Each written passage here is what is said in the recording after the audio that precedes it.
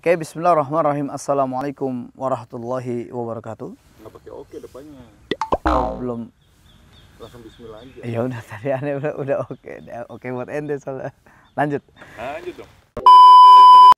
Bismillahirrahmanirrahim. Assalamualaikum warahmatullahi wabarakatuh. Innal hamdalillahi nahmaduhu wa nasta'inuhu wa nastaghfiruhu wa natubu ilaih. Wa na'udzu billahi min sururi anfusina wa min sayyiati a'malina. May yahdihillahu fala mudhillalah wa may yudlilhu fala hadiyalah. Asyhadu an la ilaha illallah wahdahu la syarikalah wa asyhadu anna Muhammadan abduhu wa rasuluhu la nabiyya ba'dah wa la rasula ba'dah amma ba'd. Alhamdulillah, Allah masih banyak memberikan kenikmatan-kenikmatan yang begitu besar sampai detik ini kepada kita semua.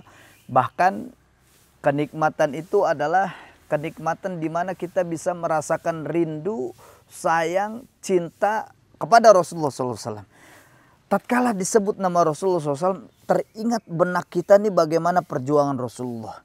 Tatkala kita disebutkan nama Rasulullah SAW, teringat di benak kita bagaimana dakwah yang dilakukan oleh Rasulullah SAW. Tatkala kita disebutkan nama Rasulullah, kita ingat bagaimana perjalanan yang dilakukan oleh Rasulullah bersama para sahabatnya. Dan tatkala kita disebutkan nama Rasulullah, yang ada di benak kita adalah hadis-hadis sahih. Ini ucapan dari Rasulullah Shallallahu Alaihi Wasallam. Ini merupakan kenikmatan besar yang bisa kita rasakan bersama. Ada di antara kita yang dicabut nikmatnya oleh Allah dalam hal ini adalah tatkala disebutkan nama Rasulullah SAW, kemudian orang ini langsung apa sih? Biasa aja. Naudzubillah, summa naudzubillahi min dzalik. Jangan sampai kita ada di posisi itu.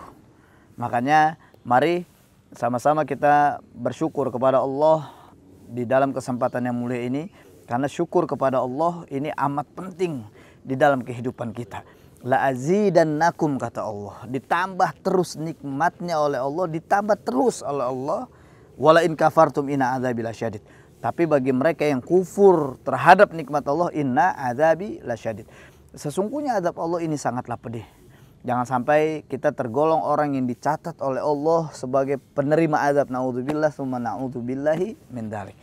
Oleh karenanya bersyukur mengucapkan kalimat yang pantas terucap dengan lisan kita, yakni ucapan alhamdulillah. Salawat dan taslim juga kita sampaikan kepada Muhammad Rasulullah Sallallahu Alaihi Wasallam, insan yang mulia yang dimuliakan oleh yang maha mulia, insan yang agung yang diagungkan oleh yang maha agung. Dan kita semoga menjadi umat ya Rasulullah SAW yang istiqomah berada di dalam sunnahnya sampai yaumul qiyamah. Amin Allahumma amin. Nah, lanjut dalam bab yang sebelumnya di dalam kitab fikih ruqyah yang ditulis oleh Ustadz Musdar Bustamam Sambusai LC. Di buku ini ada sebuah penjelasan tentang keberkahan ada dalam sunnah. Apa sih berkah? Apa sih berkah? Berkah itu merupakan sebuah limpahan tambahan dari Allah untuk kita. Sebuah kecukupan yang sangat luar biasa yang Allah berikan kepada kita. Contoh, kalau kita makan, ketika kita makan tapi nggak ada keberkahan di dalamnya, makan itu ya udah layaknya kita makan aja, memberikan kebutuhan di tubuh kita. Tapi ketika makan itu berkah, maka keberkahan ini akan membuat kita mampu melaksanakan amal-amal soleh. Itu rizki nih, rizki berkah. Rizkinya berkah maksudnya apa? Rizki berkah itu tatkala kita dapatkan uang, kemudian keberkahan ini mampu mengendalikan kita melakukan amal-amal soleh. Mampu membuat kita melakukan amal-amal yang baik.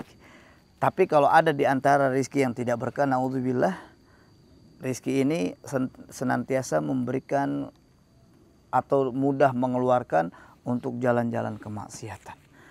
Mudah mengeluarkan untuk jalan-jalan yang dia jauh dari Allah. Inilah fungsi dari berkah yang Allah berikan kepada kita semua. Nah, dalam hal ini seperti yang saya ceritakan di episode sebelumnya, makan ada berkah ada keberkahan di dalamnya. Terus bagaimana minum ada keberkahan di dalamnya, bagaimana usia ada keberkahan di dalamnya. Nah, lanjut dalam hal ini adalah pengobatan tatkala pengobatan ini mengandung keberkahan, karena keberkahan ada dalam sunnah, dan kita ikutin pengobatan yang disunahkan Nabi Muhammad SAW, maka pengobatan ini pertama dia akan ada kesembuhan di dalamnya, yang kedua akan ada produktivitas di dalamnya. Ini muatan dari pengobatan yang diberkahi atau pengobatan sunnah yang mendapatkan sebuah keberkahan dari Allah Subhanahu wa Ta'ala. Wah, kaget nggak? Nggak kaget. Oke, jangan lupa like and subscribe channel ini biar tahu kisah seru lanjutannya. Jadi bukan sekedar sehat aja. Jika ada yang sesuatu direkomendasikan oleh Rasulullah SAW sebagai obat dan terbukti secara ilmiah dapat menyembuhkan, maka menomorsatukan atau memprioritaskan obat ini akan mendapatkan keberkahan. Ini yang lebih penting, karena mengikuti dan mempraktekkan sunnah Rasulullah SAW akan mendatangkan kesehatan sekaligus keberkahan. Sebelum saya tutup, ada sebuah pesan dari Ibnul Qayyim Al-Jauziyah di dalam kitab Tibun Nabawi. Pesan ini bisa kita renungkan bersama. Kata Ibnul Qayyim Al-Jauziyah mengatakan, pengobatan Nabi Muhammad SAW atau Tibun Nabawi itu nggak sama dengan pengobatan para medis atau dokter. Karena pengobatan Nabi SAW pasti dan bersifat ilahi, bersumber dari wahyu dan cahaya kenabian, serta sesuai dengan logika yang sempurna. Ya, jadi nggak bertabrakan. Nah, pengobatan yang bersumber dari selain Nabi kebanyakan hanya berlandaskan pada pemikiran, pada perkiraan, pada eksperimen atau percobaan. Nggak bisa kita pungkiri bersama bahwa banyak orang yang sakit nggak mendapatkan atau nggak merasakan manfaat dari Tibun Nabawi, karena sesungguhnya yang dapat mengambil manfaat dan Tibun Nabawi hanyalah orang-orang yang melakukannya dengan penuh penerimaan dan meyakini adanya kesembuhan di dalamnya. Makanya sebuah pesan dari Ibnul Qayyim Al-Jauziyah, sebuah nasihat ini patut kita renungkan bersama. Jadi bukan sembarang orang sebenarnya yang menjalankan pengobatan Nabi. Kenapa? Karena mereka yang memprioritaskan pengobatan Nabi, menjalankan pengobatan Nabi, mereka yang benar-benar tidak hanya mengaku mencintai Nabi. Mereka bukan hanya orang-orang yang mengaku ikut kepada Nabi, menjadi umatnya Nabi.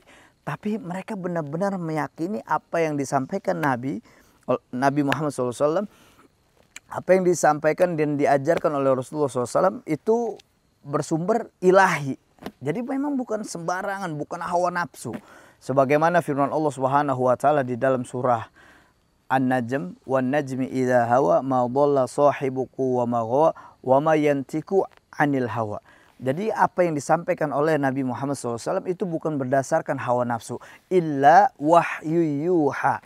Kecuali memang ada wahyu yang Allah sampaikan kepada Nabi Muhammad SAW. Indah tatkala kita berada di jalan sunnah, bahkan indah tatkala kita berada di dalam sebuah berkah. Ini merupakan sebuah idaman kita bersama, hidup di dalam sunnah, kemudian mendapatkan berkah, dan insya Allah hidup kita menjadi hidup yang bernuansa Islami, serta mendapatkan rahmah dari Allah Subhanahu wa Ta'ala. Ini sebuah dambaan kita bersama. Amin, Allahumma amin. Baik, insya Allah saya minta maaf pada semua kalau ada ucapan yang salah, ini adalah kebodohan saya. Kalau ada ucapan yang benar yang saya sampaikan, murni kebenaran ini milik Allah, mutlak kebenaran milik Rasulullah Sallallahu Alaihi Wasallam. Barakallahu fikum, wafaqakumullah, wassalamualaikum warahmatullahi wabarakatuh.